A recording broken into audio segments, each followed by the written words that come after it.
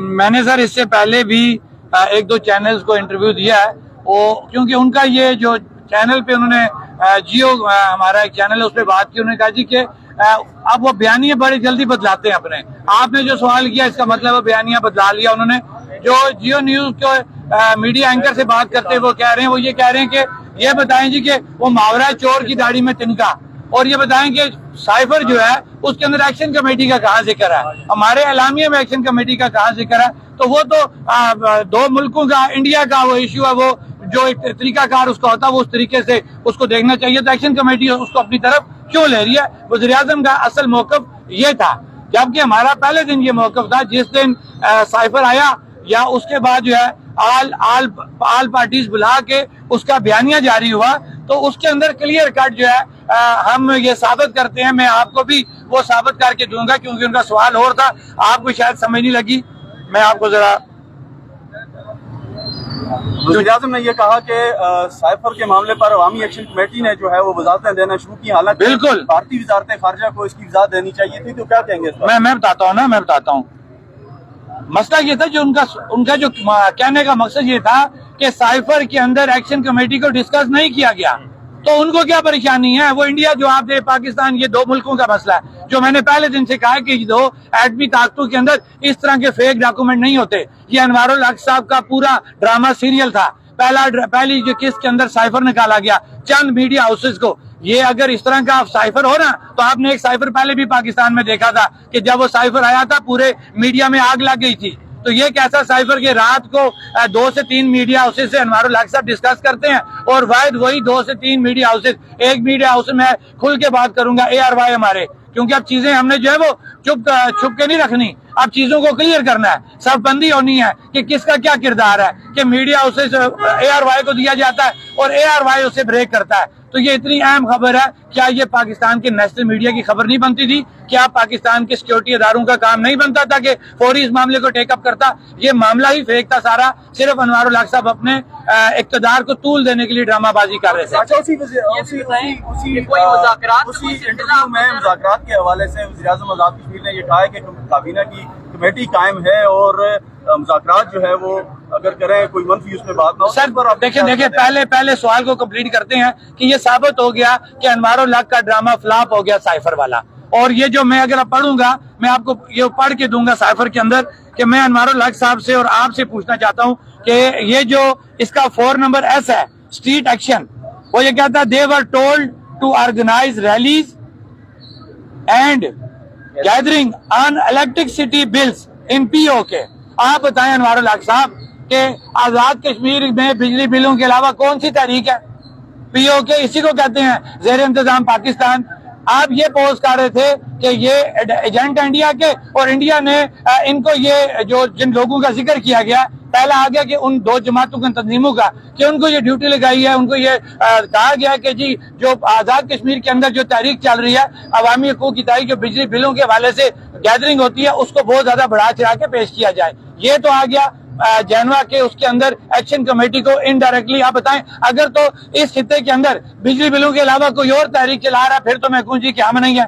बिजली बिल आगे स्पेसिफिक हमारा टारगेट अब आ जाते हैं इनके एलामिये के ऊपर। मेरी बात को, क्योंकि अभी आप उससे भागने की कोशिश करेंगे, हम इनको भागने नहीं देंगे।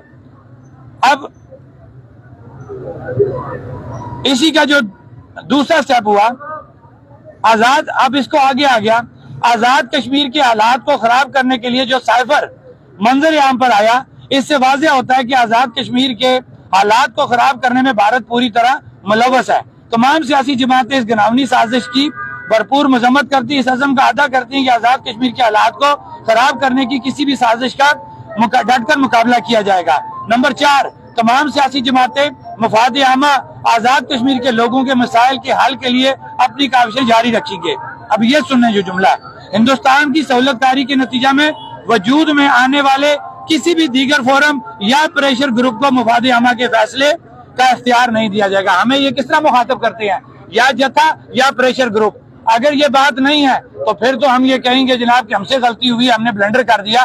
ब्लंडर अनवारुल हक से हुआ, उसकी उस निकम्मी टीम से हुआ जिसको उसने कठपुतलियों की तरह इस्तेमाल किया। वो एक किरदार है अनवारुल्लाह की, घिनौना किरदार है, जिसने ना तो अपने इक़्तिदार को तूल दिया, उसने पाकिस्तान के हमारे कौमी सलामती के अदारों पे भी सवालिया निशान छोड़ दिया। इसीलिए हमने वज़ीर-ए-आज़म Pakistan, chief of army staff, DGISI से मुतालबा किया था कि इसकी इंक्वायरी की जाए कि ये फेक डॉक्यूमेंट इतना खतरनाक, 2 एटमी ताकतें इस वक्त खित्ते के अंदर, हम लानत भेजते हैं उस इंडिया के ऊपर, लेकिन इस अनवारुल हक ने सिर्फ अपने इक़्तिदार की खातर और इन 53 का जो बाकी टोला है, इन्होंने अपनी अशराफिया की मुराद को बचाने के लिए इतना घिनौना खेल खेला और पूरी रियासत को, पूरी दुनिया को जो उन्होंने कंफ्यूज करने की कोशिश की, इसका अजाला होगा।